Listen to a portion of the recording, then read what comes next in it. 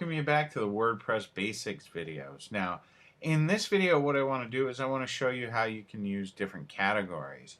Using different categories can really help with SEO purposes, and it can really help you if you plan on building a big blog, separate things out into easy to navigate and easy for people to understand what everything on your site is about. So what we're going to do is we're going to just go over to posts. We'll click on posts, and then from there we'll click on categories. Now what we're going to do here is we're going to name new categories. So this first category I'm going to name weight loss tips.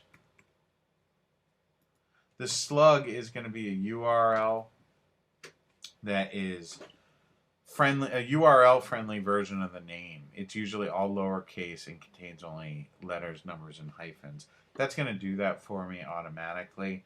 The description, what I like to do, most themes don't use the description, but I'm going to just put in a description and I'm going to click on add new category. So you can see now we've got weight loss tips and uncategorized. And then what this basically means, though, when I go back to my posts, like right now I only have a couple of posts, but these posts were uncategorized, okay? And what I can do is I can go ahead now and change that to weight loss tips, okay, and update.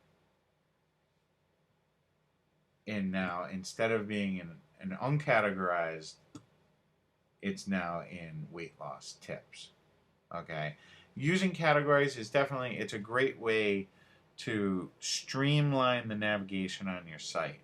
You know, what you can do is with the widgets, you can have widgets show different categories.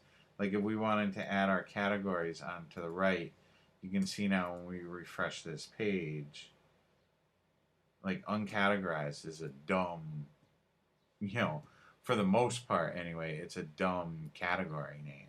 So what we're going to do is we're going to just edit this real quick.